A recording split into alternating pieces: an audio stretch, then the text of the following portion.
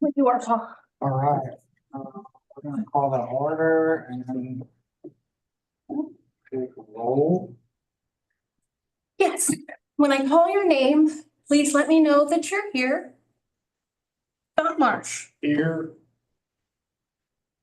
Jeremy Malin, Here. Hannah Nanez. Here. Joanne Brewer. Here. Joanna Olson. She's up there. Joanna, can you hear us? I'll come back to you. Judy Albert. Here. Camille Leggett. Anyone with Nation's Finest?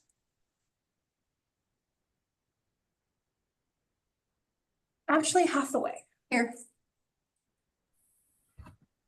Chris Martinez. Here. Teresa DeSimone. Here. Paul Davis. Here. Alice Langdon Sloan. I'll come back to you as well. Brady North. Here. Brianna Ramirez. Here. Denise Corney. Here. Donald Dam. Jackie Williams or Drew Yakamini Harris. Janie Smith. Here. Jennifer Cook. Karen Lovato. I just saw you come in, Karen. Are you there? Karen's actually in a meeting. I'm Cody. I'm her secretary. I'm sitting in for her. Okay. Will you be able to vote on her behalf, or are you just here to take notes? I'm just here to take notes. Okay, I'm not gonna counter and say that she's not here. Okay. Okay. Noemi Guerrero. Here. Joanna Olson. Here. Alice Langdon Sloan is here, but she's away from her computer. So I'm gonna mark her anyway. So she's here. We have a quorum.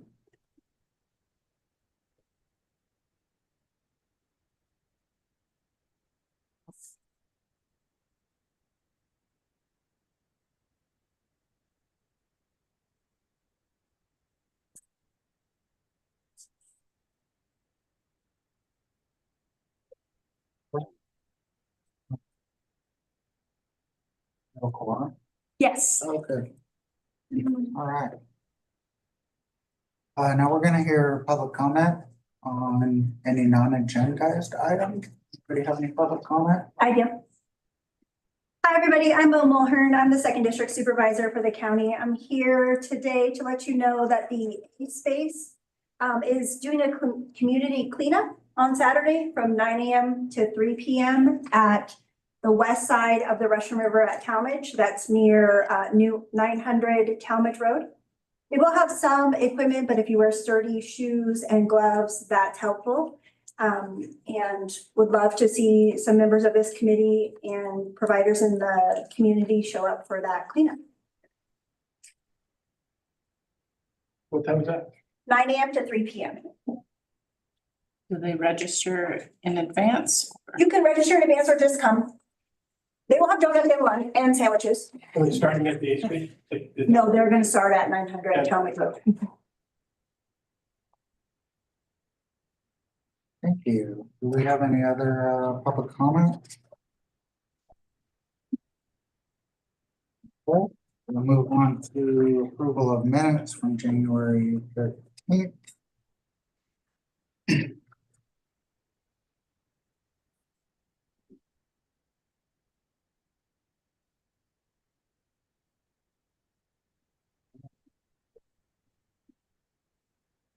I'll move it.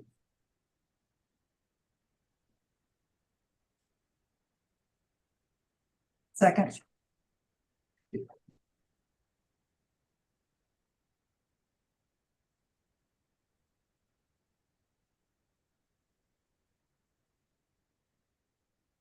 Can we take the vote after that? Get your first, your second, call for public comment, and then we vote. Any public comment on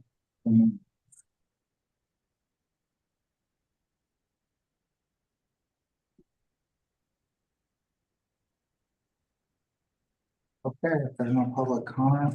Vote. Okay. When I call your name, please say yes, no, or abstain. I do have a quick question before I start. Am I calling Scott or am I calling Amanda who just joined us online? Scott would be fine. Okay, Scott, Yes. Jeremy, Yes. Hannah. Yes. Joanne. Me? Yes. Yes. Joanna, Yes. Judy, Yes. Ashley, Yes. Priest, Yes. Teresa, Yes. Alice. Yes, no, or abstain to the minutes approval. You can say abstain. Yes. Brady, Yes. Brianna. Abstain. Denise, Yes. Janie, Yes. Noemi. Yes. Motion approved. Thanks, Monica. We're gonna move on to item D, announcements. I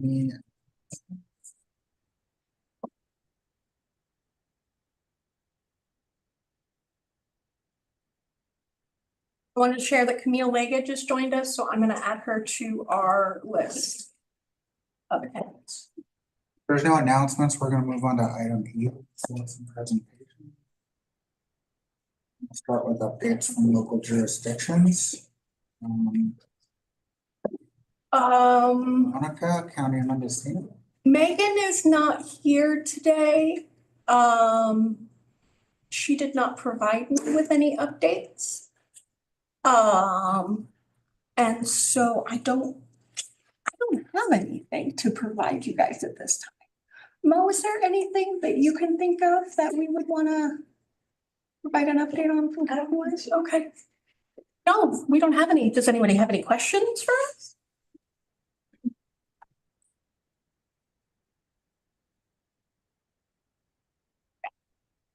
Okay. Easy. Thanks, Monica. We'll move on to the next one. City Kaya, Shannon. Hi, not a lot to announce other than you may have seen that we have sworn in a new police chief. So Tom Corning has been promoted to police chief. He's been with our department for 16 years. Cedric Crick will continue to also be police chief through August, which is when his official retirement date is, but we'll start to see Tom take the lead, particularly on matters of the public. I think you may find that Tom is far more extroverted than Cedric was, who preferred to kind of stay behind the scenes. Them have done an amazing job of holding people accountable in the department and really just providing outstanding leadership in the department. So at this point, city staff and the council felt it was important to kind of maintain the continuity of operations because we did have an excellent internal candidate. Tom has been promoted, so I hope to get him in front of this group in the near future. And we welcome any input questions from this group in the community. Thanks, Shannon. Does anybody have any other questions for Shannon? All right, City of Fort Bragg, Hannah. We just concluded the extreme weather shelter 2024-2025 season. During this season, we have a total nights open of 83 and serving unique individuals of 106. Of that, a total of bed nights were 857.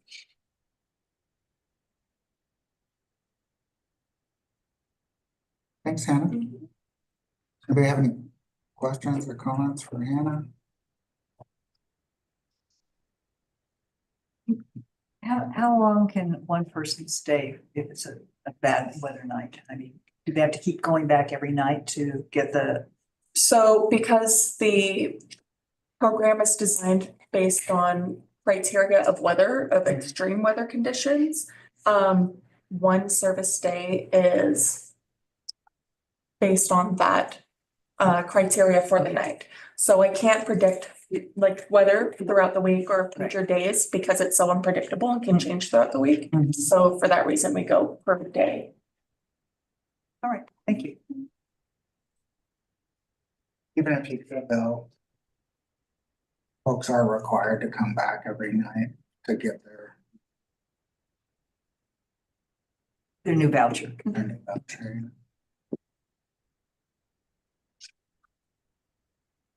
Is there any other updates from local jurisdictions? We can report a little bit on Willits, or Carolyn's there too. But I don't know if you can hear me. Can you hear me? Yes. Okay, so just that the good news, I guess, is that we have submitted all of our documentation for our 501c3, and we don't really know how long it takes to, we're guessing kind of a couple months to be approved and have everything ready to go. So that's good news. And other than that, we're really just trying to dial down on a site that's going to work for us. We have one site that is within a zone that has some issues, but we're still hopeful. We're also looking into the possibility of a motel to shelter sort of arrangement, which has been done in other parts of Northern California, as close as Santa Rosa with the Palms Inn. That's been successful for not only the owner, but for the community. So we're kind of looking into that right now too, with a connection that we have with within Willits for a particular motel that's been open to having homeless folks stay there. So on vouchers, and not vouchers, but through private funding, private donations. So I don't know, Carolyn, do you have anything else? Well, the motel that we're looking at is not so much to take over the whole motel, but the owner of the motel that we're looking at came into the committee meeting last meeting, and he is open to sectioning off a certain number of motel rooms that could be used entirely for us, which would forego that need for it to be in that C2 area. So that's a very positive thing. I'm very much in favor of the use of motel because our first choice had some limitations and restrictions that would put a lot of cost upon us. And we weren't 100% sure of some measurements that the owner had provided. So both issues are on the table and we are looking at that. I'm very pleased with the fact that the owner of the motel showed up to give us information on what he was willing to do. And it's very impressive and supportive and possible. Thank you, Carolyn. About something, the city of Ukiah has also just received another round of funding for low-income homeowners improvement program. So this is more, I guess, for people who may be at risk of homelessness. They're in a home that they own, or maybe they have a willing landlord who would participate, but providing they meet certain income requirements and they're within the city limits of Ukiah, the city of Ukiah will pay up to $80,000 for necessary home improvements. It could be roofs, windows, any of these things. Sometimes people just have a hard time maintaining their homes, and that might be the difference between staying in a place and ending up homeless. So there's information on our Facebook page and website about that. Awesome, thank you. That for City of Ukiah residents City of only? Ukiah residents only because of the CDBG program, so that's their limitation. And that's within city limits, right? Not Ukiah, greater Ukiah area, Correct. city limits. Yeah, thank you. Thank you. And Shannon, is that a 1-year opportunity window or? It's available until the funding runs out. And so it just depends on how many people apply. Okay. Yeah, but we help people get through the process. It is some additional paperwork and stuff like that. Can't be in a floodplain, but our grants team will help people work all the way through that process.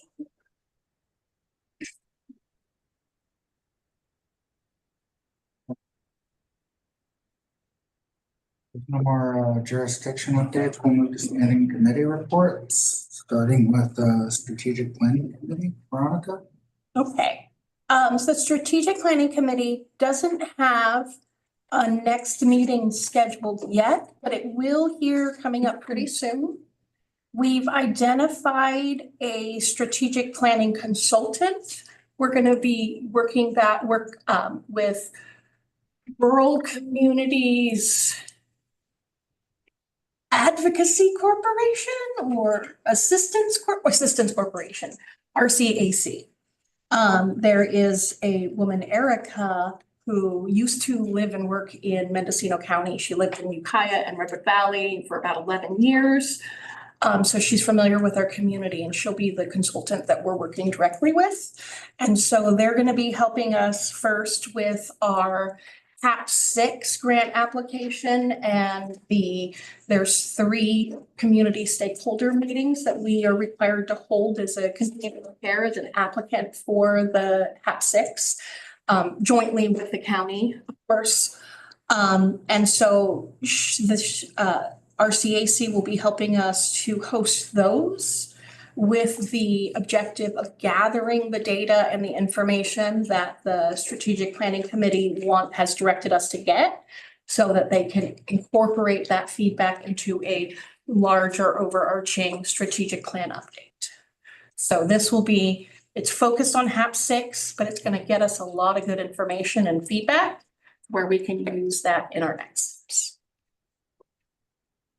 Judy.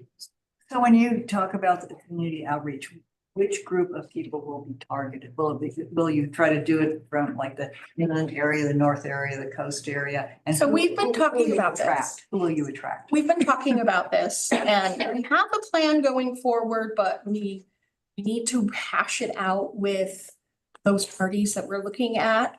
But the idea at this point is we're minimum of 3 meetings. We can do more, but it's a minimum of 3. And there is a list of specific populations that have to be invited specifically. What we've talked about doing, and again, this could change or this could be evolved based upon our community need, feedback, things like that. But we'd like to host one session that is specifically targeted for persons with lived experience of homelessness to get that feedback.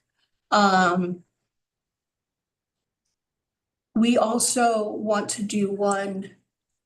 And so let me preface as well that just because it is targeted to one group doesn't mean that it's not open to all. All persons, all interested parties are going to be welcome to attend any 3 or all 3, depending on what they prefer. But the different target audiences, the way we speak and the way we interact needs to be tailored to them, as we learned in our last session.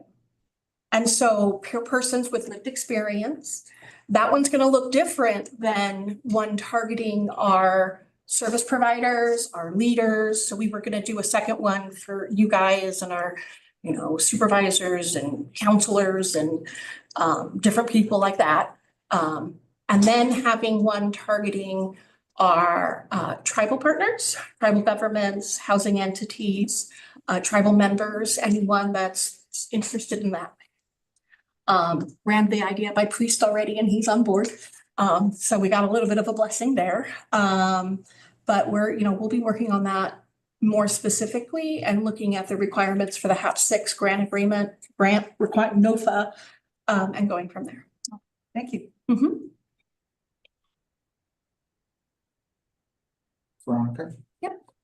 And we can move right on to Shelter Solutions. Shelter and Solutions Committee is going well. We met in March, and we meet every other month. The last meeting, we figured out a plan on how to approach updating the emergency shelter written standards of the COC to reflect direction and guidance on how to operate a non-congregate shelter, motel voucher-based program. And that's the biggest thing.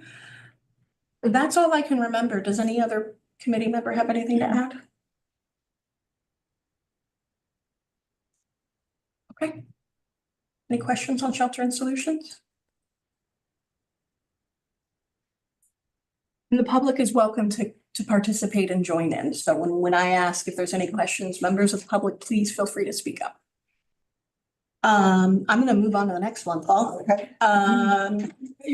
Coordinated Entry and Discharge Planning Committee is going really, really well. We just had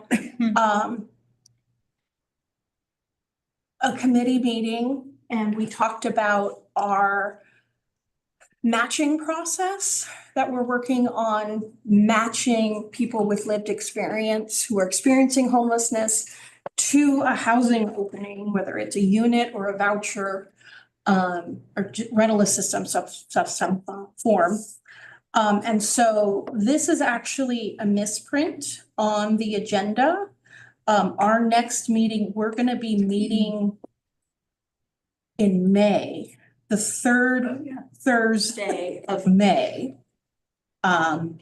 So that we can come up with revisions to the coordinated entry policies and procedures on how to utilize a new data element.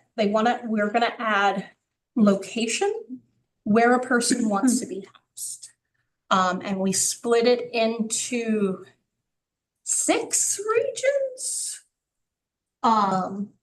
Like the Ukiah, Hopland area, Willits, and North County. We had North Coast, South Coast, Anderson Valley area, and then we had, I don't want to live in Mendocino County, so that it catches folks that are asking for help, that we're helping, but they're like, hey, I want to move to Sonoma County. Like, I got family there, I got a job there, like, that's where I need to get. Like, that'll catch them. And so we need to define in our policies how to use that data element. It's one thing to add it and to start collecting it. It's another thing to actually like make decisions incorporating it. I know there was a lot of discussion and I don't think I did a great job of overviewing that. Does anyone have anything to add? I think the meeting date is May 15th. May 15th, sounds about right.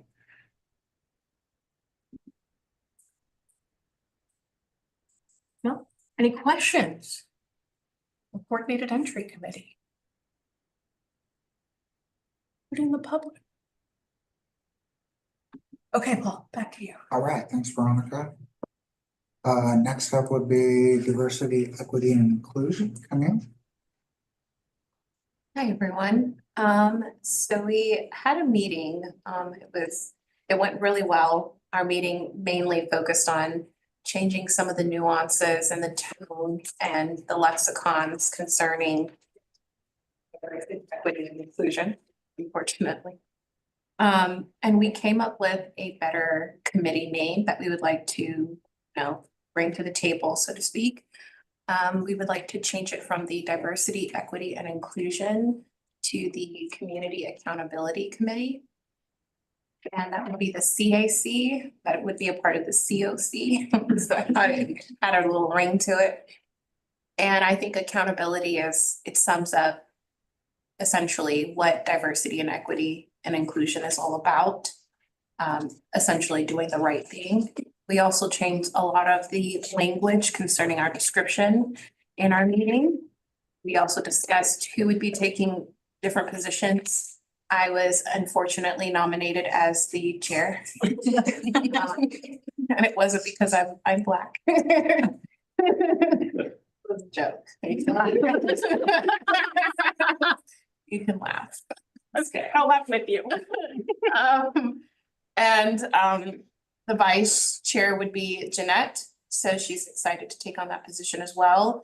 We just also got a lot of our infrastructure down with the help of Veronica. Thank you. She's a non-voting member, but she's still amazing and has helped us with getting our agenda and our processes down packed. So that way she will take less of a role. I'm doing a lot. She's only one person, but she's still amazing.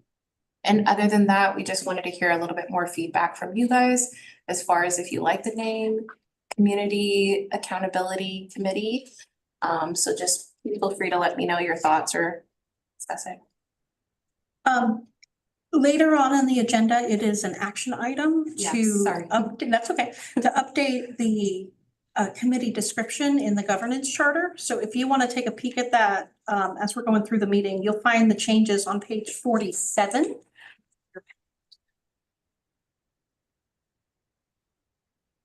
You're welcome. Was there any comments or public comment for Camille?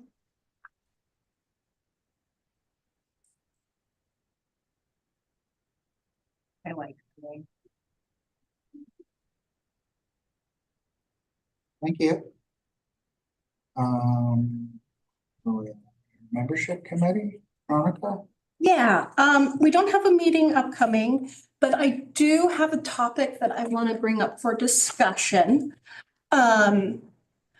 Between, when is our next meeting? Our next meeting is May 19th.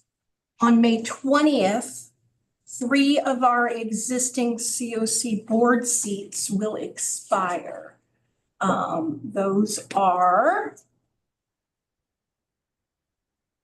the transitional age youth representative seat currently occupied by MCYP.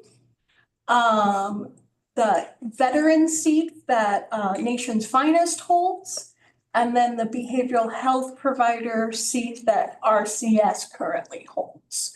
So those 3 will expire the day after the next COC board meeting. One problem with that is it is the full membership, this group, that nominates and approves the board. It totally slipped my attention that these were expiring before our next meeting. And so I'd like to find out from the full membership how it wants to proceed with these 3 seats. Do you want to wait until your next July meeting and do all 6 of these at the same time? Because we have another 3 expiring in August. And so we could do them all in July. Or you could hold a special meeting next month and elect those 3 and then do 3 more in July. Are there any thoughts from non-COC board member agencies on that? That would be Denise, Noemi, Leanna, Brady. Veronica, could you just maybe explain the ramifications of waiting? What happens in the interim period there? So if we wait until July, when we meet for the June meeting, there will only be 9 active board members. The quorum will go from 12 to 9, and only those 9 board members would be able to vote. That's the only thing that would happen if we waited.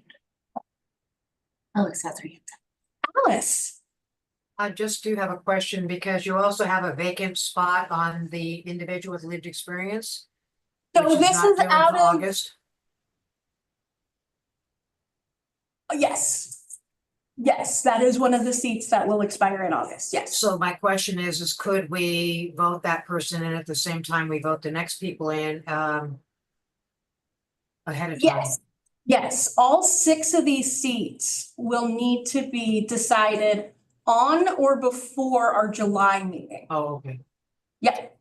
So if we do it in July, we would be doing all 6 of these seats. If we did it in May and then July, we would have 3 and 3.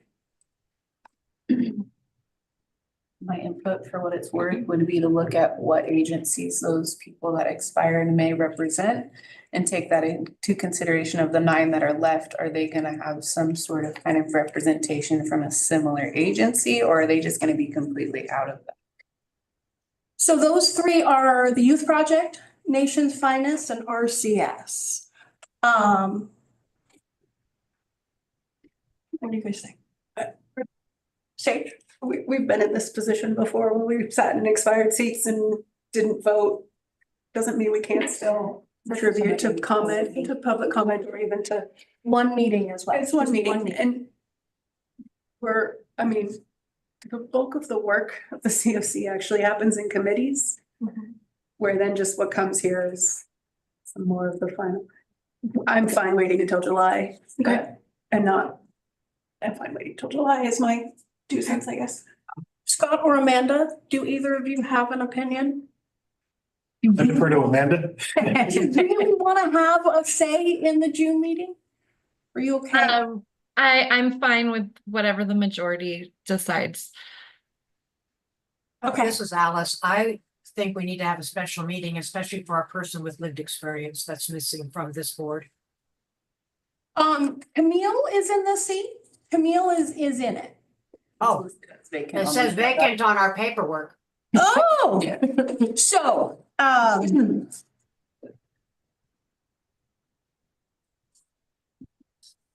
it is vacant in the minutes because at that time, the seat was vacant. If you look on page 3 of the agenda, Camille is listed as the individual. Oh, I had another lady named, some other name, Camille. Oh, Camille is the one that's in there now? Right here next to me. Yep, wave her hand. Okay, all right. Too many papers here going back and forth between each thing. All right, thank you. Yes, I gotcha. No, we would be doing that every month if that was still vacant. But so come July, we'll call for nominations for all 6 board seats. No, come between now and June, we'll call for nominations for those 3 seats. And then in July, we'll confirm and approve them unless there's any objection now. Thank you. Veronica, Thank you. You're welcome. HMIS performance measurement. Like this, I'll take. Hi, everyone. So attached to your agenda, you'll find the March 2025 data completeness report. There's nothing super outstanding about it. And obviously, if you guys ever have questions, feel free to contact the home team. We did complete our 2024 system performance measures. They were submitted on April 10th. So they were timely. It's all wrapped up now. There is going to be a change to the HMIS data standards coming in 2026. The biggest of which will be they will be removing gender and probably adding sex. HUD has not confirmed what the new selection will be, but they have confirmed that as of October 1st, 2025, the gender field will be removed from HUD reporting. I do want to add that doesn't mean our COC has to stop collecting it. Doesn't mean that we don't have to stop using that information.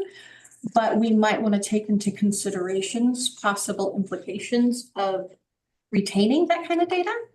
So there's a lot for us to start thinking about and talking about that will be coming down the line. This isn't before us now.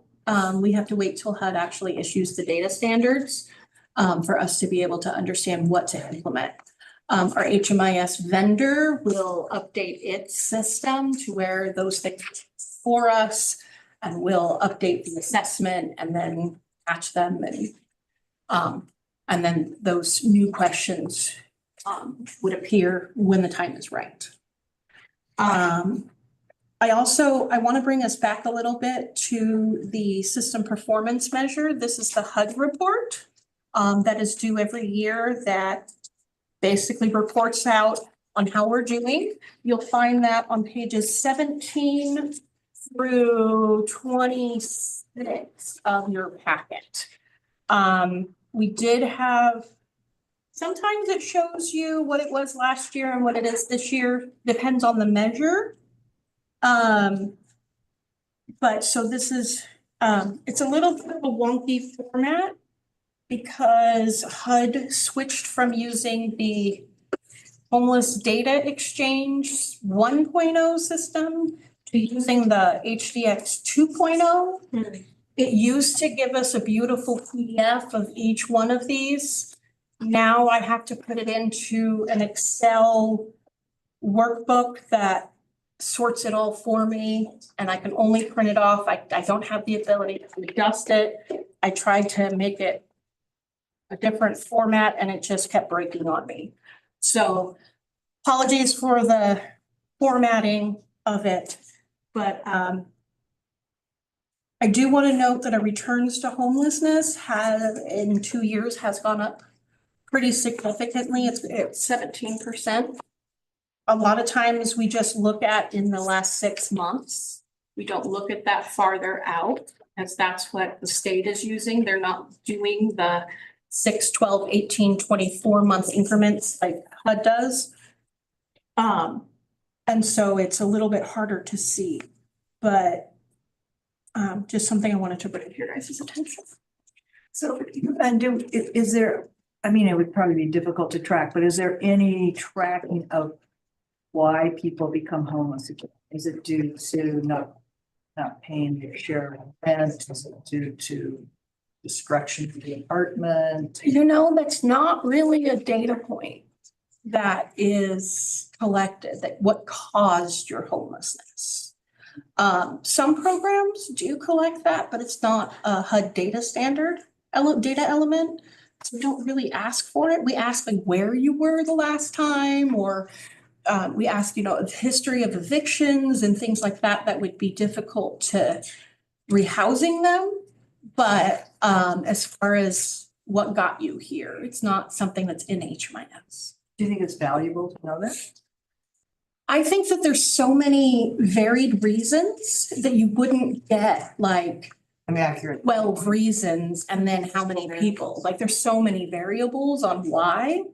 Like it was because of eviction. Well, is that because you didn't pay the rent, or because you lost your housing voucher, or because maybe you started doing drugs, or maybe you had a family member die? Like so we look at, it was eviction. And then we have to tailor it down from there based upon that person's unique needs are. Like multiple. You also, sorry. No, go ahead. Just thinking through like, where would you collect the data point? What point? Because people exit programs to housing, right?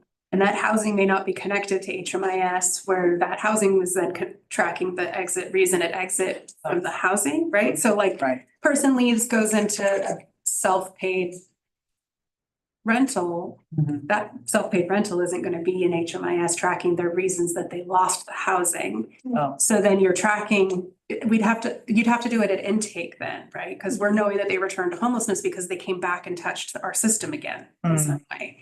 So so there's some complications around how do you gather that data consistently around why they returned to homelessness?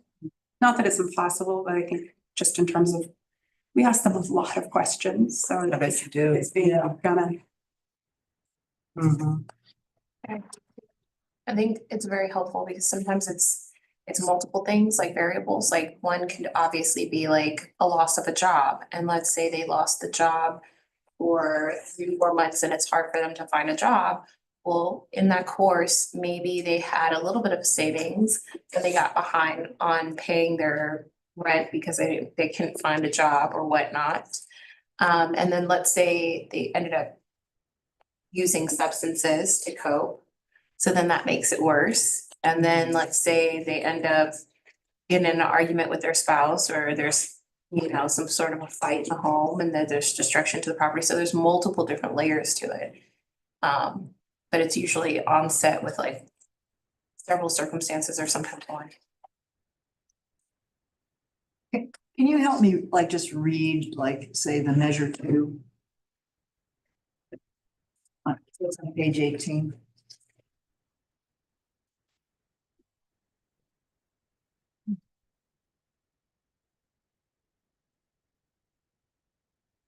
So is that, I mean, yeah. So this chart is showing you the returns to homelessness for people who were who in HMIS had an exit to a permanent housing destination. Whether it's they went from shelter to a rental on their own, that would count, and you would find that under exit was from emergency shelter. If exit was from street outreach, they're going to appear at that top line. if they exited a transitional housing program to permanent housing, et cetera, et cetera. We don't have any under SH, that's safe haven. Mendocino County's never had a safe haven. It's a HUD design that they've eliminated and replaced with something else. So we'll never have that. I was talking about revising it, but it would be in a different format. And then exit was from permanent housing. So let's say that they went from housing, from a permanent supportive housing certificate to a housing choice voucher. Oh, that's. So that could be from, or maybe they went from rapid rehousing to PSH, they transferred. There are instances, or they finished a rapid rehousing program and okay, you're on your own, you're paying your rent, you're doing good. So permanent housing is a little bit of a broader category than many of the others.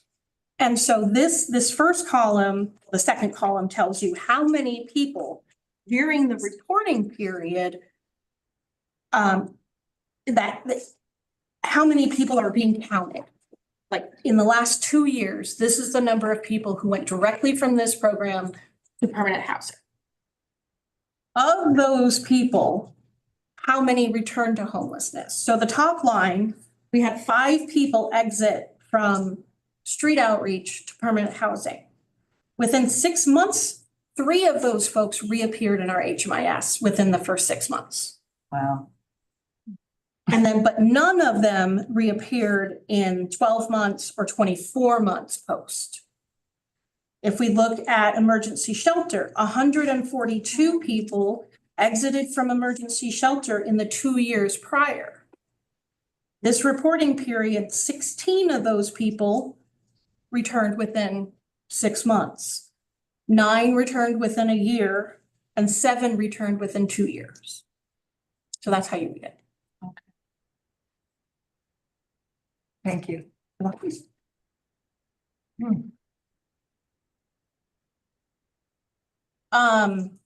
Additionally,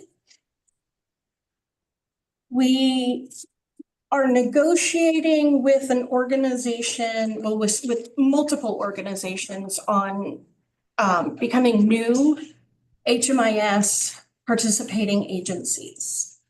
One of them is a healthcare provider, and we were discussing really the difference between personally protected information or PPI or PII versus personal health information or PHI. And what we determined through that process is our HMIS is not able to be PHI compliant. And so we looked at ways that we could make our HMIS participating agency and data sharing agreement work for a healthcare organization. But what we've really determined is it's going to have to be on that provider's end to maintain that information because of the nature of HMIS. We're here to share information. A person that goes from a shelter to rapid rehousing, and we want to be able to show that information. Person shows up at a shelter, you know, they have shelter history somewhere else. That's the point of HMIS, is to share that information, to do that coordinating. There are ways we can work with that, but so we're looking at the HMIS HMIS Partner Agency Participation, Privacy and Sharing Agreement form. So there'll hopefully be some changes that we'll be presenting to the HMIS committee for review to changes to that. But one of the other things that's related to this is we've had a lot of CalAIM community support and enhanced care management or ECM providers request access to HMIS, but they have not been able to identify the purpose to that other than care coordination. And so at the next HMIS committee meeting on May 8th, we'll be discussing what the role of CalAIM community supports and ECM and HMIS have together. There's some concerns about data privacy. If an organization is viewing HMIS, but is not contributing to HMIS in any way. So if a community supports provider wanted to participate in coordinated entry, that would be an appropriate access to HMIS. But if an agency just wants to go and see, oh, who's this person working with in the homeless system, but they're not adding anything to HMIS, so therefore they're not collecting any HMIS data. So therefore they're not posting their privacy notice to where they're speaking with their clients. Clients aren't informed that these organizations would be looking at their information. Because when you're talking with a client and you're taking their information down, they know you have a thing on the wall. You've told them, you know, we're participating in HMIS and we share with other organizations and yada, yada, yada. My concern is we're not sharing. And if you're in CalAIM, your provider might see that because that's a healthcare system. It's not limited to people experiencing homelessness. Yes, it's a large subset of it. But so we're concerned about the data privacy of people who are in CalAIM, but may not know that their data is being accessed or used. And a lot of the CalAIM provider organizations are new to being organizations governed by HIPAA. And so their risk for breaching HIPAA is considerably higher than healthcare organizations that are used to and have a legal staff and background to make sure that they do not, and the compliance staff to ensure that they don't breach HIPAA. So it is a very, in the state of California with this CalAIM expansion, there's a lot of organizations that are finding themselves in this difficult position trying to learn about and meet HIPAA requirements and still participate in things like HMIS, because it can be easy to slip up and breach HIPAA on behalf of someone if you're documenting in HMIS as a healthcare provider organization. So much fun. Even something as simple as getting on there and seeing your coordinated entry, this person needs help. If you're providing those services through CalAIM, you don't have permission to run their partnership to see if they're eligible just because you saw their name on that list. So it's multifaceted of what information you're getting, what you're doing with it for your own work. Yeah, we've run into some similar kind of intricacies on how to go around that. For sure. So we'll be bringing that up at the next HMIS committee meeting. Anyone who's interested, please join us. And if you're not invited yet, I will send you the invitation, just let me ask. That's it for. What's that? That's it on regular committee. Unless anybody else have questions, comments, feedback. Alice, is your hand still up? Could you have something to say? Yeah, I just raised it again. Okay. So a lot of or I shouldn't say a lot, but many of the health clinics right now, because of partnership, they also are doing homeless navigation and some of that stuff as well. Would that qualify them since they've gotten some of these grants as well? So that's the community supports that I was talking about, the housing navigation, the housing deposits, that's what I meant by community supports. Okay. And so if they were contributing to HMIS by like doing coordinated entry screenings and referrals, that would bring them in as a provider contributing to and using HMIS. Okay. This is folks wanting to look at HMIS. Without contributing. Okay, I get it. Yeah. All right, thanks. You're welcome.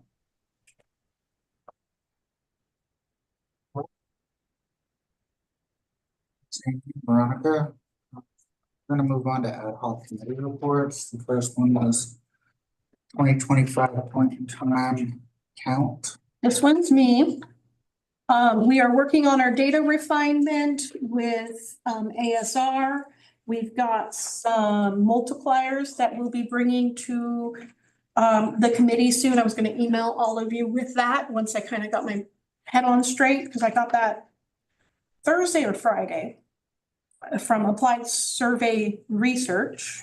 And the HUD system is still not open for data receiving. We think it's going to be delayed a little bit. So that means that their process is going to take longer, and it's going to take longer to get the final hit count numbers. But without that HUD data system to be able to input the data into and to get the flags and make the corrections and all of that, we're kind of in well, we have the data and we're ready to put it in when HUD is ready for us. So it's kind of where we're at. Thanks, Veronica. Any other questions about point in time count? All right, we'll move on to the HAP Round 5 funding review.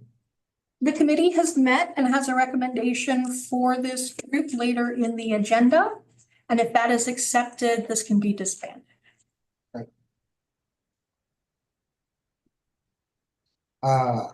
Any questions on that? Any public comment? No? All right, resource information and exchange. Remember?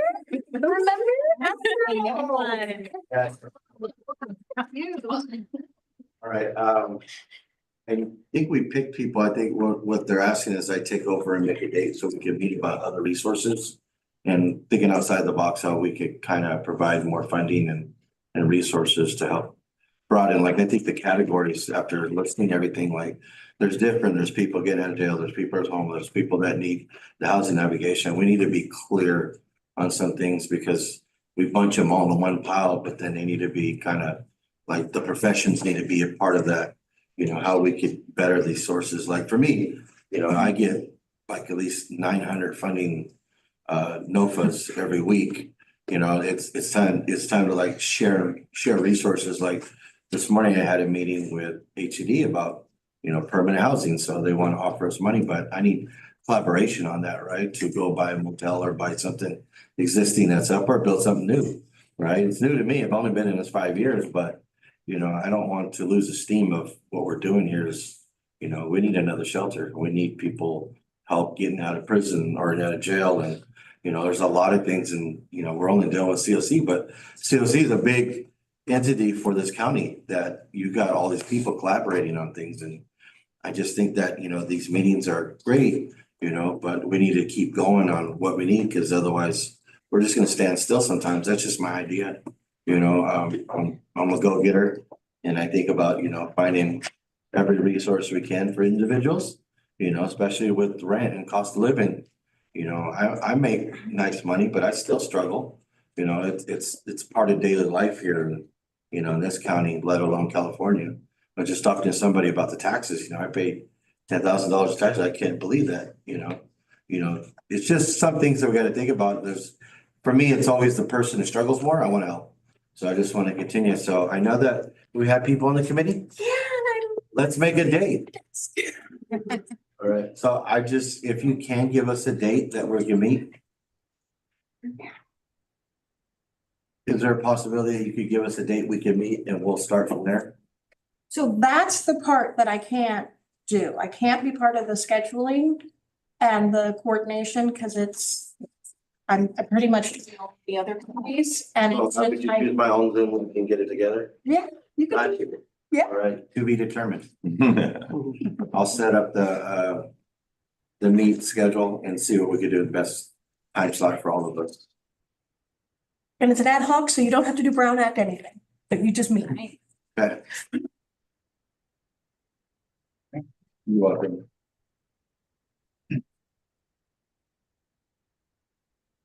All right. Project updates. Canada, do you have a reentry collaborative update? Actually, that's okay. I got it. I told Jeanette anytime she's not here, I got her covered. So the reentry collaborative is working on better identifying its role.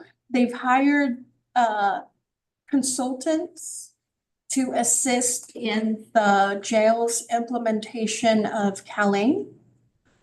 And so we had a pretty good community resource collaboration meeting last week, to get our feedback on how better that collaborative could work together, what could be the purpose, how we could support reentry efforts better. Another piece is they are hosting the second annual reentry resource fair. It will be on Wednesday, May 21st from 11 to 3 in the Ukiah Veterans Memorial Hall. And if anyone wants to participate, contact Buffy Barassa with the Mendocino County Sheriff's Office, and I can give you her contact information after. I can send you the flyer as well. I just forgot to print them. What was that date, Veronica? May 21 from 11 to 3. They're looking, and this is a fair for people, for the reentry population to share information about your resources, services. They're also going to be doing a raffle for attendees. So if anybody signs up, you can bring something and contribute. They're looking for stuff. Thanks, Veronica. Any other questions about the reentry collaborative comments? Are there any other project updates? I don't have a project, but I do have some resources to share. So the Clean Driving Assistance Program, DCAP, yes. They most recently came out with a grant that is going to be awarded to California residents, more specifically those who are low income. And it will help put down up to $12,000 down for a EV charging or hybrid vehicle. Hybrid vehicles like $6,000. And the way it works is they would go onto the website, they fill out the application. The application is like 2 pages, very easy to fill out. And then afterwards they would be put on a waiting list. Then they get cycled in. If they do qualify, then they get reached out and matched with a worker. And then once they've turned in all their eligibility requirements, their IDs, their tax information, et cetera, then they'll be able to qualify and they would just have to go to a dealership. Once they get approved, that's the process. Then they would contact the dealership and the dealership would go ahead and see the ACH payment directly from the department. So it's a very nice program. And if you guys want any additional information about that, or if you want a flyer, I have a flyer that I made and it has a QR code and you can just post it out in your lobbies or whatnot and people can gain access to it. I believe CDC, they have like the first one. Do you happen to know anything about the e-bike voucher program that is going back live again at the end of the month? The e-bike voucher, I don't know much about that. I do believe that San Francisco and San Jose were really on that with the e-bike voucher program and specifically for like city bikes as well, but I'm not privy to that one. Ukiah has a program for rebates for e-bikes. The state of California it's the California e-bike incentive project. And I guess the problem with it is that it's limited to the first 1,000 applicants across the state, but it's a $1,750 or $2,000 voucher for people who are at 225% of the federal poverty level or less. Not a rebate, so it's the voucher to then go buy an e-bike. Is that annually? I know it was running previously and then it was on the hiatus and it's back up again at the end of this month. So April 29th, it goes live again. What's it called? The California e-bike incentive project.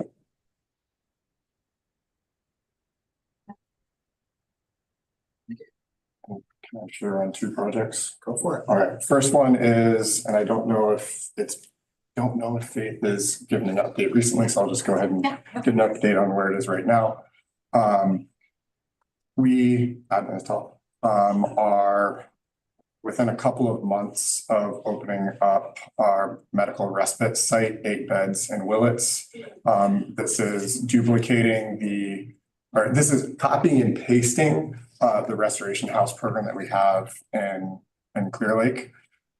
So we are almost there. We've been working on this for a while. This is a CalAIM funded program, so we are talking about Medi-Cal covered individuals. And just if you're not familiar, what is when I say medical respite, what does that mean for people experiencing homelessness who have unstable housing and cannot be discharged to a home safely from a hospital setting? This is where they can go afterwards initially for I think they updated it to 16 up to 16 weeks, and then it can be extended. Food's provided, home health nursing can go. We'll have a provider that's not there all the time, but is there to help with medical needs as well. And then round the clock, 24/7 community health worker coverage. So almost there. How many people? 8, initially 8 beds. Plan is for expansion over the next time period. Do you have anything like that in Ukiah? We do not. This will be for you. This will be for Mendocino County. Oh, okay. And technically the way CalAIM reimbursement works, even if someone is Medi-Cal covered, but from a different county, but they are here, it'll still pay for that service. Where in Willits? At Ridgewood Ranch. Okay. While they're receiving crisis stabilization services for up to 16 weeks or more, are they gonna be working intensely on looking for housing or housing opportunities, et cetera, temporary housing in nearby counties as well? Yeah, that's the model that we use over in Clear Lake. And so yes, there's CalAIM funded housing navigators will be working with the individuals.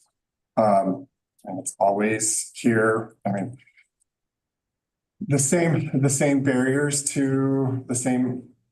of the same barriers that we see in getting and helping people find housing who are unsheltered or in a shelter. Many of those same barriers are still there. The advantage is the contact, because they're there, we can bring people to them. And so that can certainly help make the process easier. What will be the name of the place? Restoration House Mendocino, we're having to add that name on because we'll have 2 programs with the same name, one here, one there, but we're going with the same name. But they'd have to have a medical. Correct, yeah. Cause originally. Correct. They got identified by Ukiah Valley. There has to be a medical need to meet the CalAIM eligibility for the program. Awesome. Is it an Adventist Health internal review referral or? There's flexibility there. So for example, one of the ways that, they're like, the beds are they're always full, right?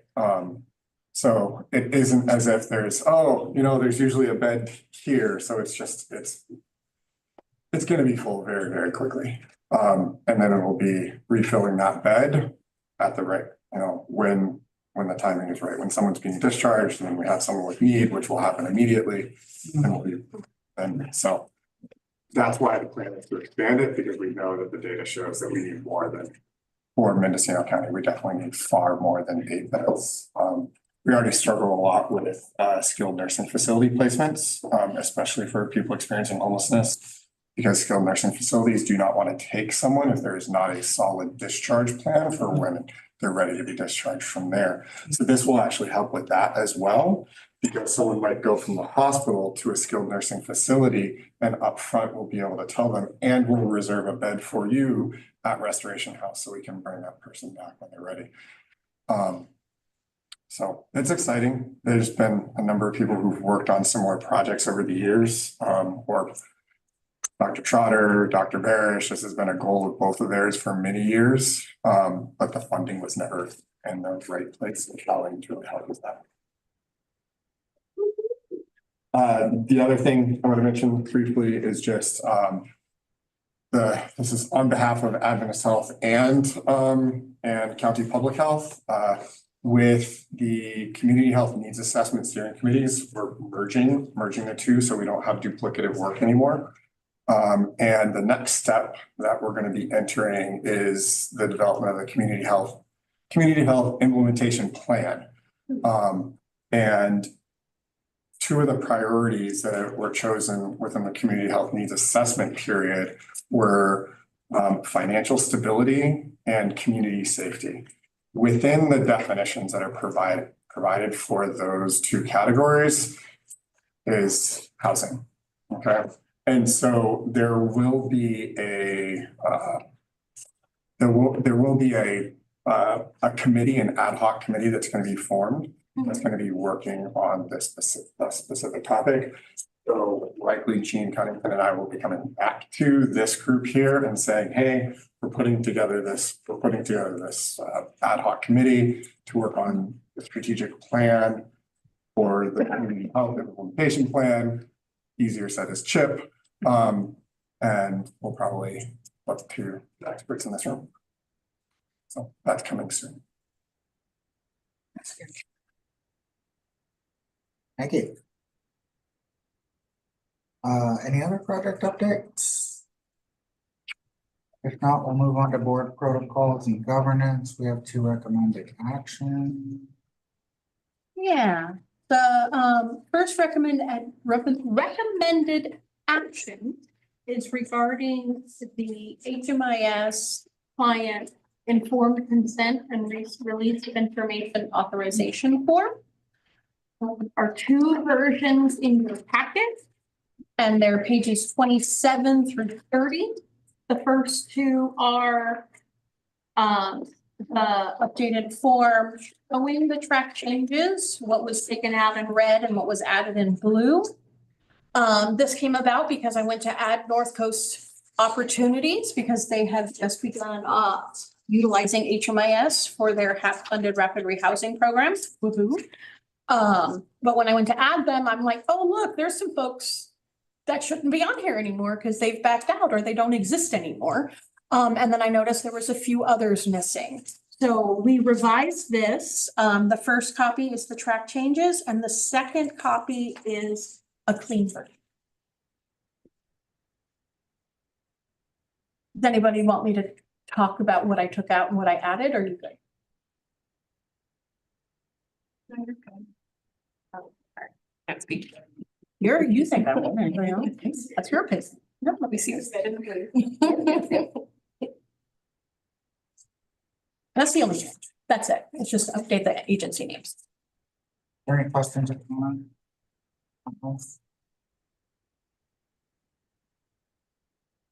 not, Veronica, you want to take that? We need a motion. Oh yeah, that's right. Anyone can move. I can make a motion to approve the HMIS informed consent and release of information authorization form. Second. Was that Jeremy or Scott? Jeremy. Thank you, Jeremy. Okay. Okay. All right, unless there's any public comment. When I call your name, please say yes, no, or abstain. Scott. Yes. Jeremy. Yes. Hannah. Yes. Joanne. Yes. Joanna. Yes. Judy. Yes. Camille. Yes. Ashley. Yes. Priest. Yes. Teresa. Yes. Alice. Yes. Brady. Yes.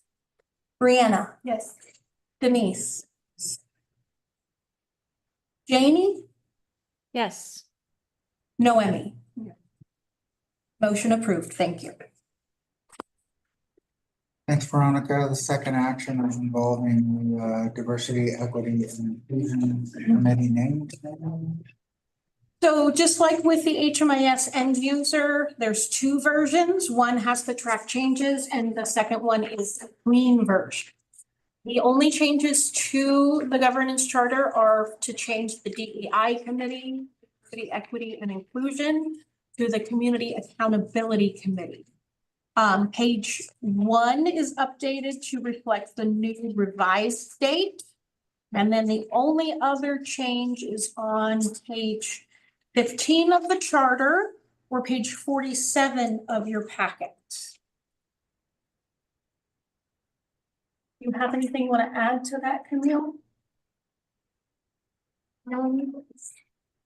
I don't know, I just would like to get a little bit more of your feedback if you agree with some of the word changing. We want to make sure that this doesn't have any ramifications with like HUD or future issues with certain language that might be viewed as how do I put this? That it is only focusing on minorities or individuals and not being inclusive in its nature, which is basically our current administration's perspective of things.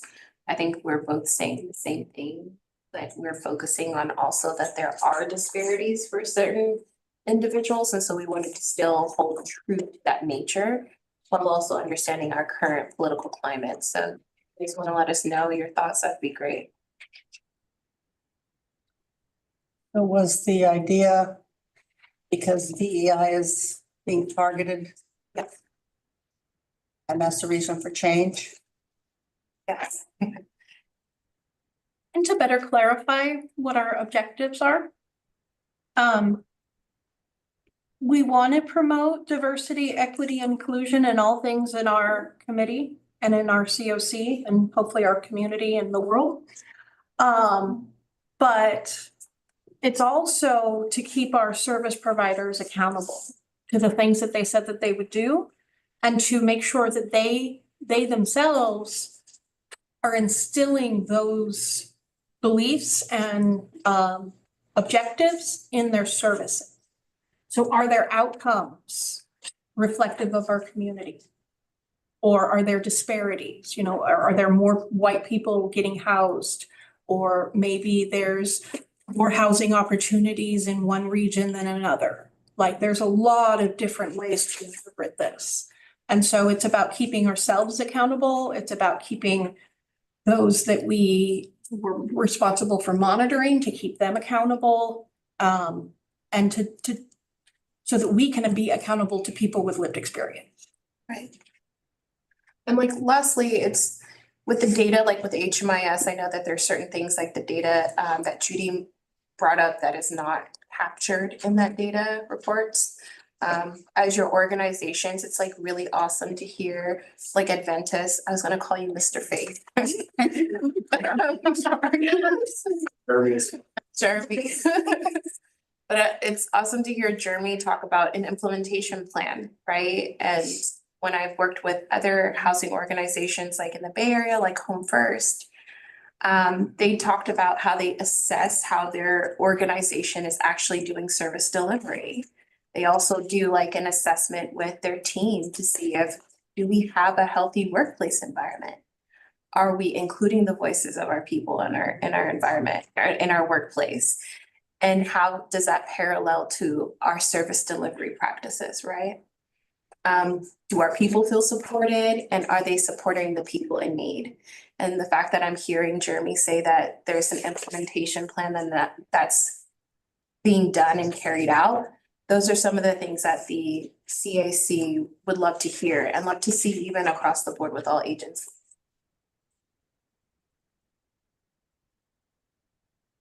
So the work, just a quick question, the work is still going to be the same, whether it's called DEI or whether it's called Community Accountability Committee. Is that correct? The work is going to be the same, or will it be altered in some way?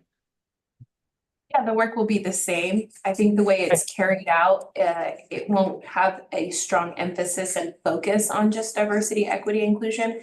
Because when you think of DEI in its sense, most people think of as minorities, but this can also be people who are in the intersectionality who may be white but disabled or have, differing abilities, right? I see. So Mhm. there's so many ways in which someone could be listed as someone who is a vulnerable population. So we wanted to put, Excluded. yeah, but yeah. Okay, thank you. You guys agree with it? I'll move. Oh, okay. Approve the languages Yeah. as presented. I'll second. Thank you, Ashley and Priest. Is there any public comment? Something you want to say, not as representative of your organization? Oh, Jeremy? Yeah, I have a question. In healthcare, we're not actually moving away from using the word equity. We're still using it. We're not changing it. It's has some very specific. It's a good word. And there's, it's used in so many things coming straight from CMS and down in the way that Medicare works and Medicare Advantage, and they're not changing all the language around health equity.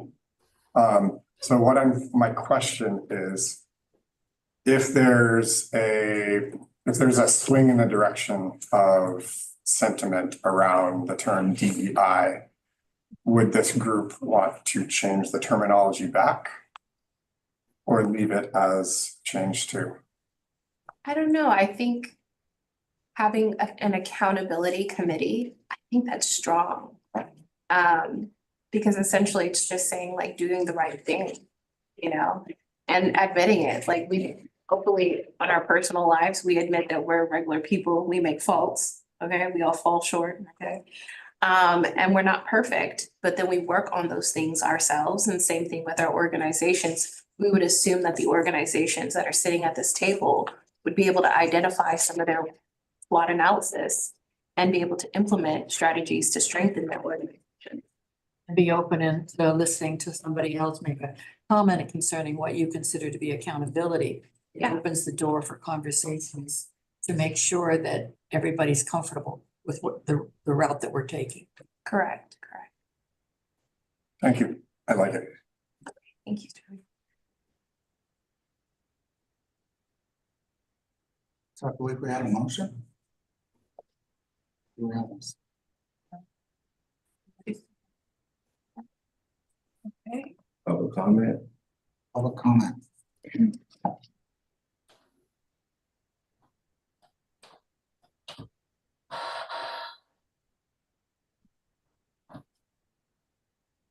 There's no more public comment, Brian. You can't take the- When I call your name, please say yes, no, or abstain to the motion on the table. Scott, Yes. Jeremy, Yes. Hannah. Yes. Joanne, Yes. Joanna, Yes. Judy, Yes. Camille, Yes. Ashley, Yes. Priest, Yes. Teresa, Yes. Alice, Yes. Brady, Yes. Brianna, Yes. Denise, No. Jamie, Yes. Noemi. Yes. Motion approved.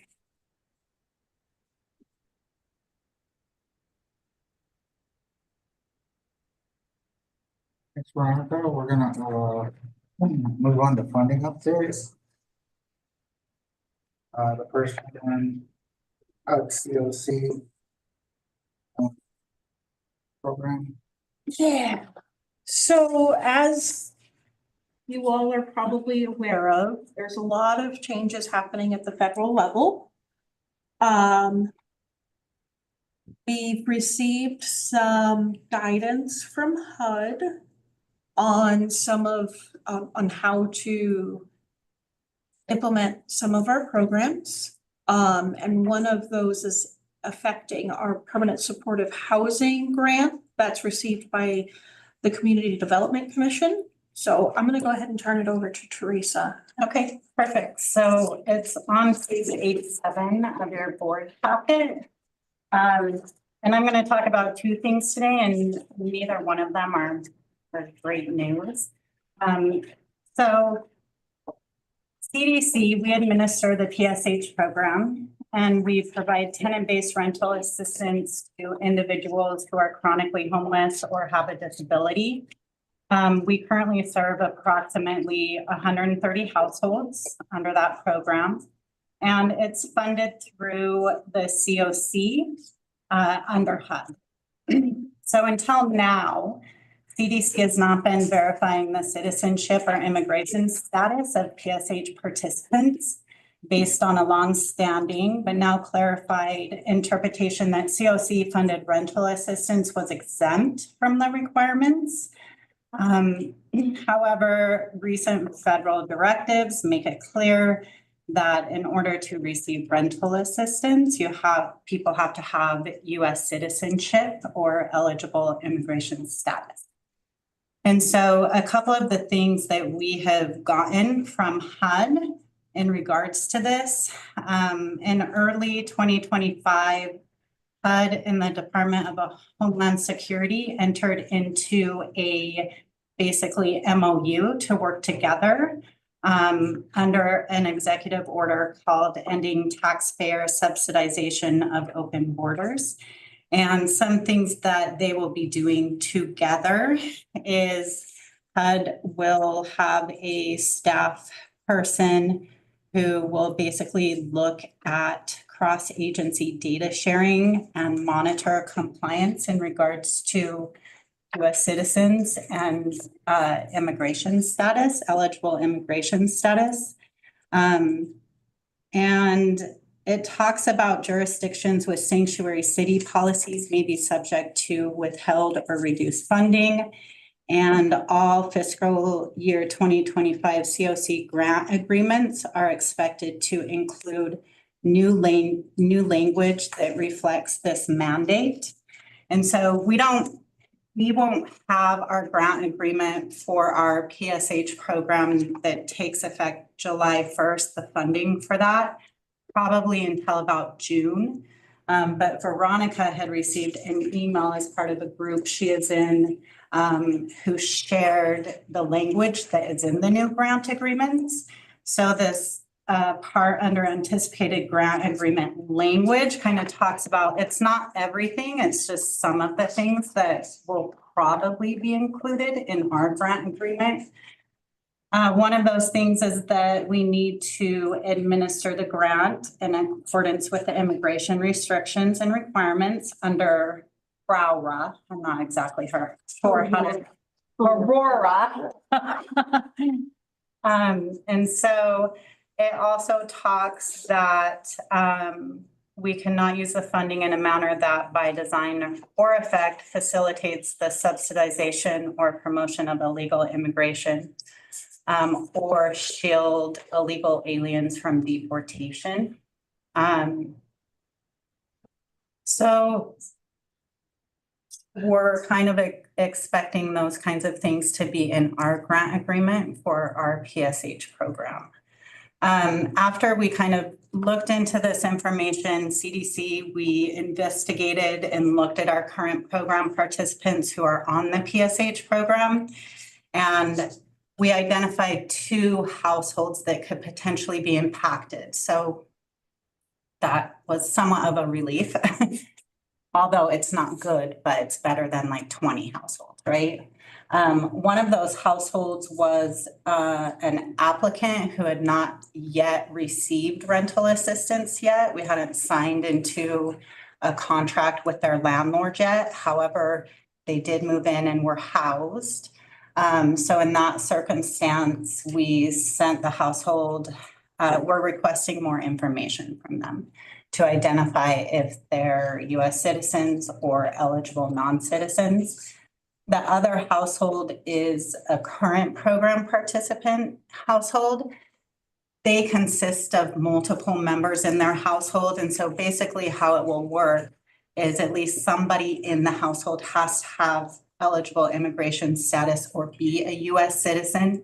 If you have, let's say, a household that consists of 4 people and you have one person that is an eligible US citizen or has eligible immigration status, but the other 3 do not, then they can still receive assistance for that one person. It would be prorated, okay? So our current program participant, they're a household consisting of 4 members. 3 of them are eligible citizens, 1 of them may not be. And so we won't have to terminate anybody's rental assistance at this point in time. Their assistance may be prorated, if that makes sense. And just to share, the italicized text came from Pasadena COC and COC 608 Riverside City and County and COC 609 San Bernardino City and County have both confirmed that they received the same language in their COC grant agreements. So we've got it from 3 COCs in California. My concern is that it may be interpreted that California state sanctuary laws may get in the way and may be a complication, but we don't know anything about that yet. So more. So that's kind of my update with the PSH they'll be treated the same way that people on our housing choice voucher program are treated in regards to verifying if they're US citizens or have eligible immigration status or don't. I wanted to share that I looked into this a little bit more. The reason I believe that CDC thought that it was exempt is because WARA exempts charitable, not-for-profit organizations. But CDC is slightly different. They're not a 501c3. It's a different category because they're a public housing authority and it's a different line item in the federal code. But I say that because this also affects the emergency solutions grant. But PWARA exempts all nonprofits. So RCS as our ESG recipient is exempt from this and will apply to them for rental assistance or any other service. I guess I have a question. So does it have to be an adult in the household? No. Okay, and are we collecting data of all members who are in the household, even if they're not eligible? So they're potentially at risk for having their information? Yes. So what happens right now with our voucher program, and we're not really sure what HUD and the Department of Homeland Security are going to do with this information. But if somebody, you either are a US citizen, you're an eligible non-citizen, which you have eligible immigration status, or you can say, I'm not going to contend if I have eligible immigration status or not, right? And so if you don't contend and you are not saying what you are, your rental assistance is prorated, but we have to get what's called a H number directly from HUD. And it goes in place of their social security number. And so the entire household's information and vital information is uploaded and HUD has access to it. So HUD can very easily probably pull a report with a click of their finger, pull up everybody with an H number, and they have all their information. So I don't know what's going to be done with that. We don't know, but they have it. Are we informing clients of? So whose income counts? If it's a child and they don't have income, what, in qualifying? So the income of the household has nothing to do with this. The entire household's income is still included regardless of if you have immigration status or not.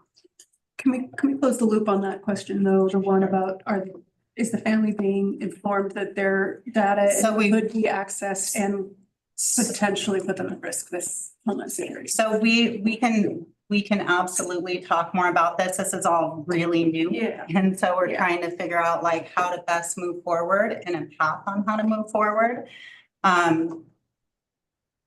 Yeah, I think that we can very easily send out a notification. I mean, this is the directive that we're given from HUD. It's not a secret. These are, you know, everything is public, what's going on. So yeah, absolutely.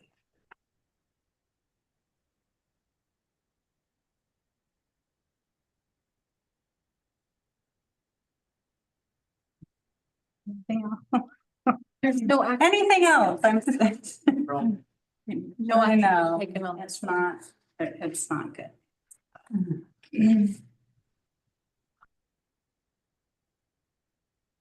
I was wondering if this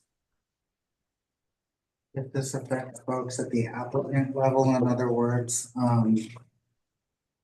receive some sort of request for assistance.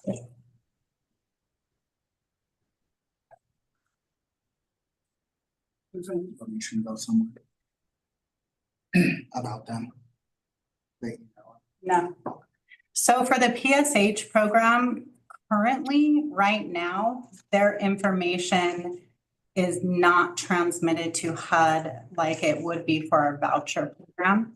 That could potentially change in the future. And applicants, none of their information would be transmitted to HUD until they actually leased a unit and were receiving rental assistance. I mean, no, it wouldn't.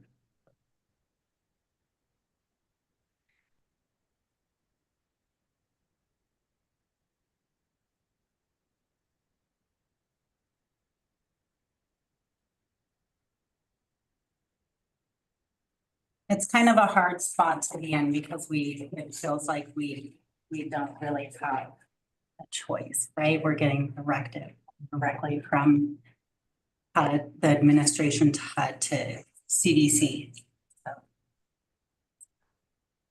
So. Alice? I was just wondering if we're doing anything to be proactive and start trying to help these families before they get caught up in something. Yes. Yes. Yes, they absolutely are. Both families are working with a housing case manager. And they've got advocacy and support. Am I correct in that, what I said? Okay, yeah, we're definitely working with them. All right, thank you. I think the family with multi-members has a pretty clear path. The other one is a single adult and. Yeah, that one is. It's, what do you do? So I apparently get to do a temporary solution. Yeah. Rapid rehousing. Yeah. If that works, but it's very temporary. Yeah. I'm kind of curious, sorry. Go ahead. But I'm kind of just on we have 2 households in Mendocino County that are impacted by this, but it's across the state. So I'm been in touch with some other communities around like how many people are we talking about across the state and can we do some lobbying on a state level for what we're gonna do as a community that, that we consistently have held this, set of values around this that maybe you can lobby and get some support. But we'll see.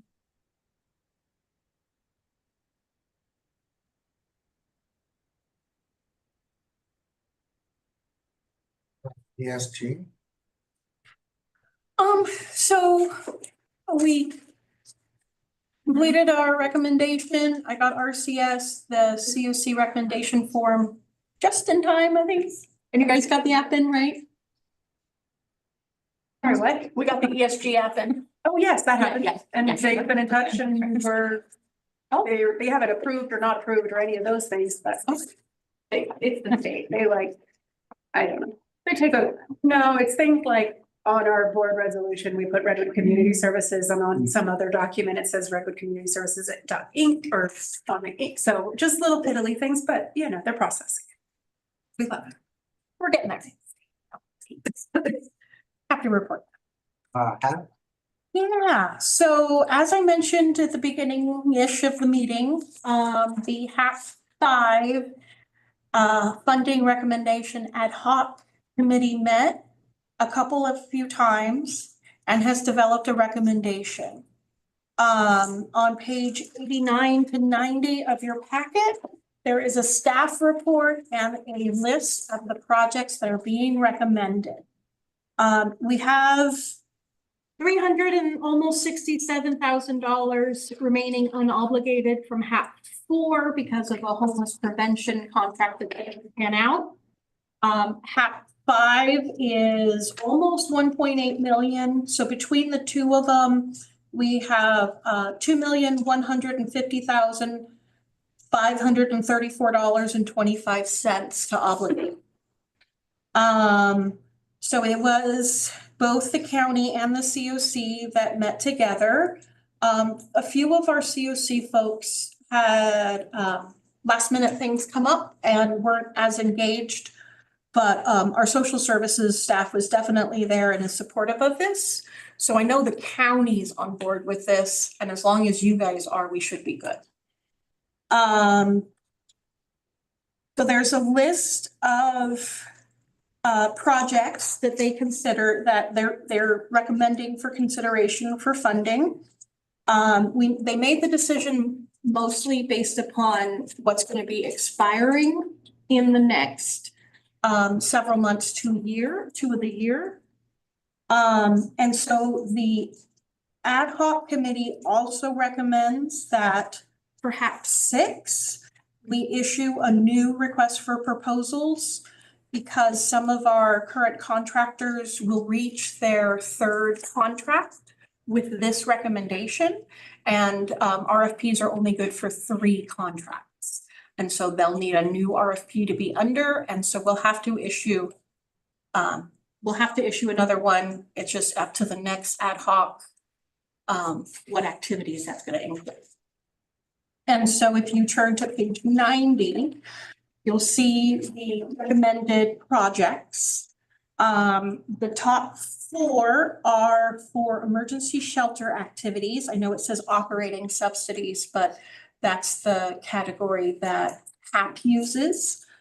The next 2 are for system support out of that activity. The next one is street outreach or outreach and coordination. And then the bottom 3 are for county utilization. They've requested $150,000 to continue the Housing Flex Fund. That's for families with children as well as single adults or couples that need like a one-time influx of assistance. It can go up to $2,000, you know, in back rent or first month's rent, security deposit. Sometimes we'll do 2 months rent depending on what the need is and what's going on. So it's really that bridge program to get people out of homelessness quickly when they need something faster than what coordinated entry can provide. And then the county has requested $200,000 for operating subsidies for the Live Oak Apartments, that home key that falls under permanent housing and innovative solutions. And then a little over $150,000 that's allowed in the contract for grant administration. So that's limited and capped at 7%. Any questions? I should go down to this. I totally forgot on my share. I am so sorry, guys. Watch your eyes.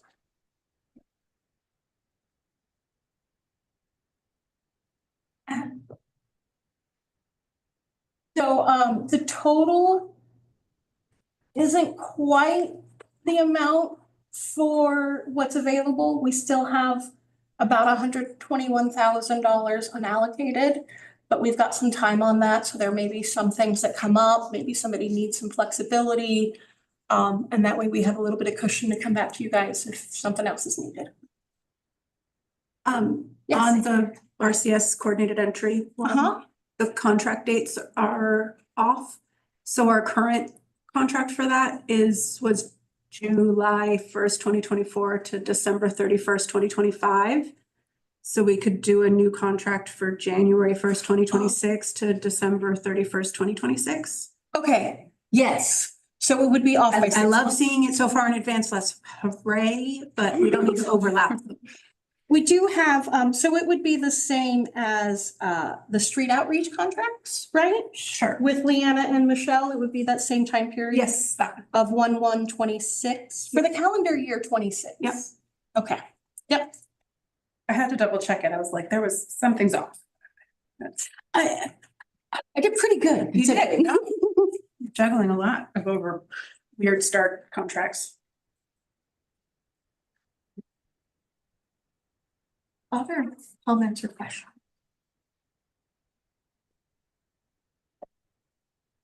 Project Sanctuary start date will probably be a little bit later because they've got an extension on their current contract, so it'll just kind of offset the dates a little bit. We'll still have it start July 1, but your budget won't actually start, you won't start using your budget until later on. So that way there's that crossover. So I'll probably extend it longer than what it says here, but I wanted to give you guys consecutive, like, this is the amount of months that were served that this project will assist. Is really, I mean, okay.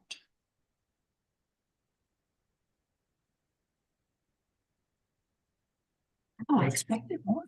No questions? Can we get a motion?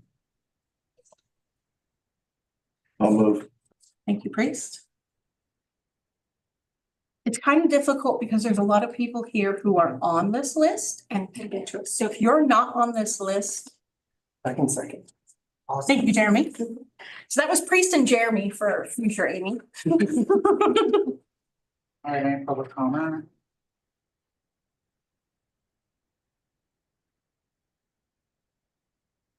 Veronica, it doesn't seem like there's any public comment. No. Take the vote. All right, please say yes, no, or abstain when I call your name to approve the proposed amounts in the agenda. Scott, Yes.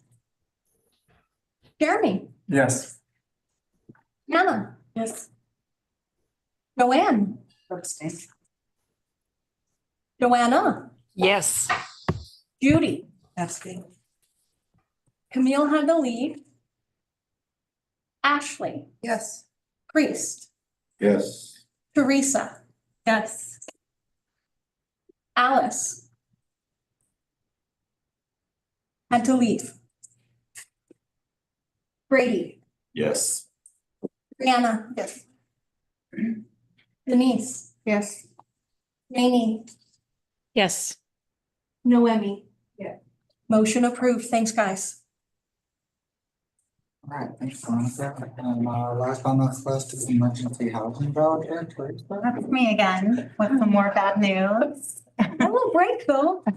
So CDC, we currently administer the emergency housing voucher program, and that was an initiative launched right after COVID kind of started to house people experiencing homelessness who are at risk of homelessness or fleeing domestic violence. Right now, we have about 70 households who are participating in the emergency housing voucher program. About 3 or so weeks ago, we received direct notification from HUD that they will be providing no additional renewal funding for the EHV program. So based on our current projections, we expect to be able to continue providing rental assistance to those households through January or February of 2026. But that estimate seems to right now be constantly going back and forth. So I don't know for sure what it will be in the end. HUD has indicated that they will issue further guidance on how public housing authorities are supposed to manage the transition of EHV households, but we have yet to hear anything from them or any formal instruction. So most of us housing authorities were in like this quiet panic right now because there's nowhere to other money or place to put them. We are fully committed to finding a viable path forward for every household currently receiving EHV assistance.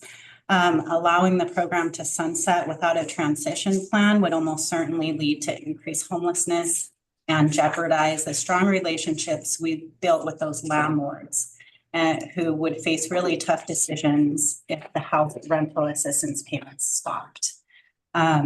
We are currently exploring two potential solutions.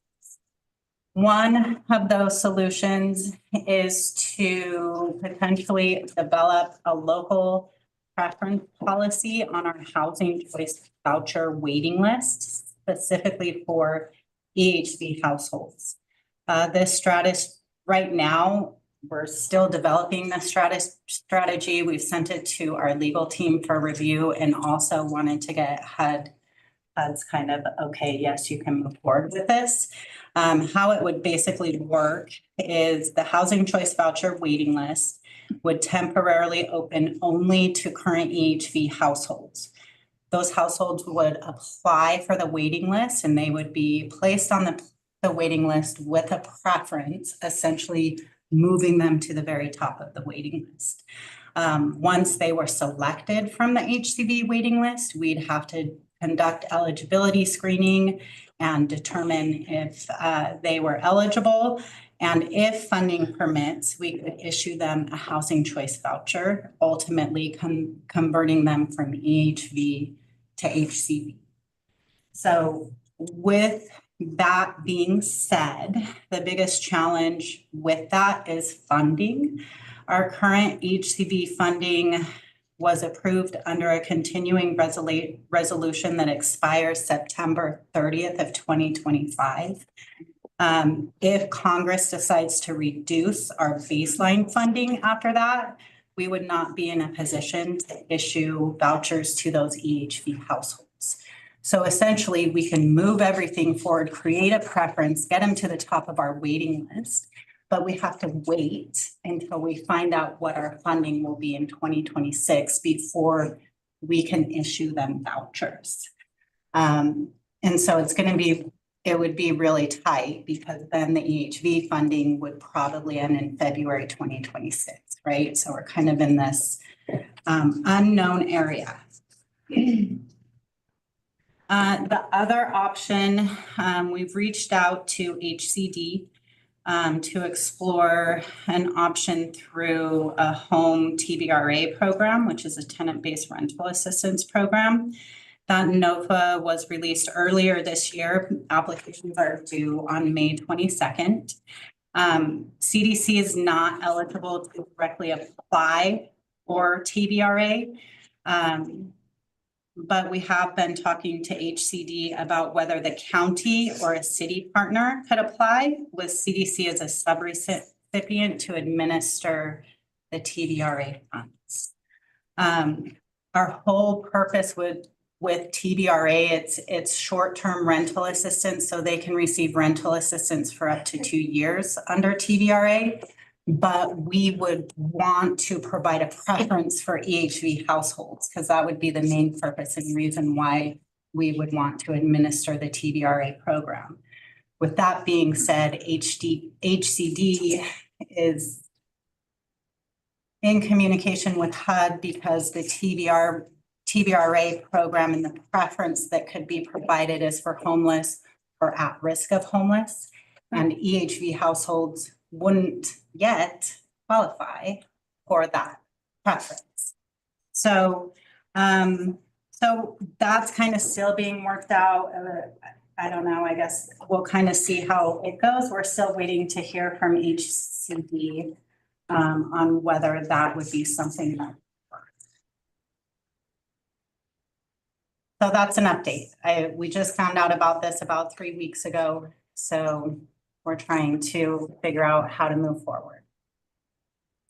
Do you happen to know, I know I heard about this last week, but I didn't look into it. I should have. But do you happen to know if there's any advocacy or movement around possible lawsuits because of there could be. The commitment for EHV was, I think, 8 years. It was until 2030. Yeah, and then.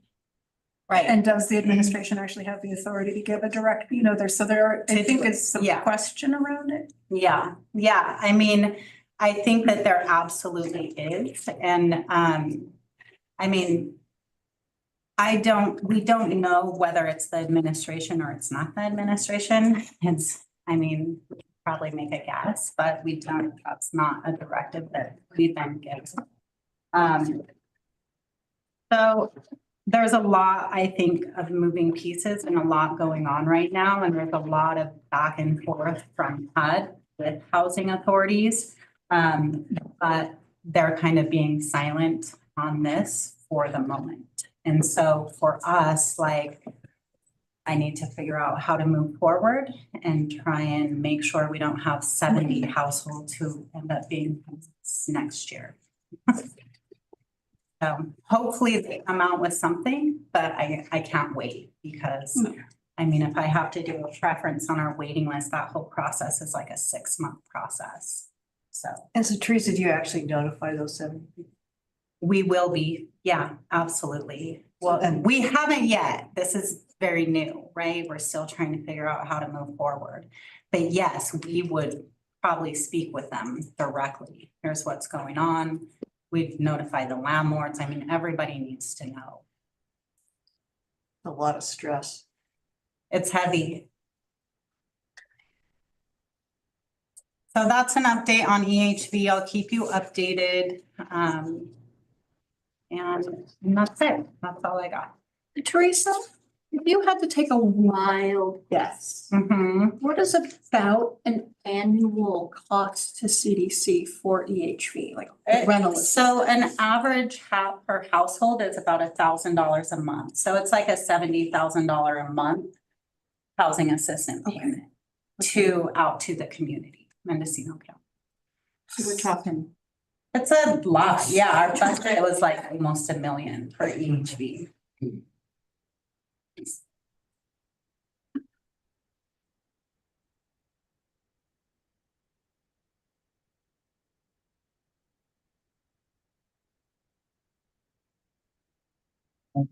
Yeah, thank you. We'll just figure it out. Yeah, Yeah, on a case by case basis, and we're just gonna do this week. Yeah, we can only do what we have control of. All right, our next meeting will be Monday, May 19th. 1:30.